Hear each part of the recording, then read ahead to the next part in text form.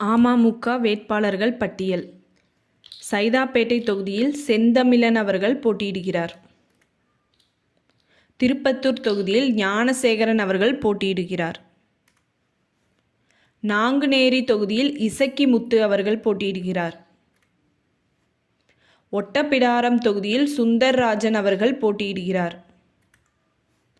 பெரியகுளம் தொகுதியில் கதிர்காமு அவர்கள் போட்டியிடுகிறார்.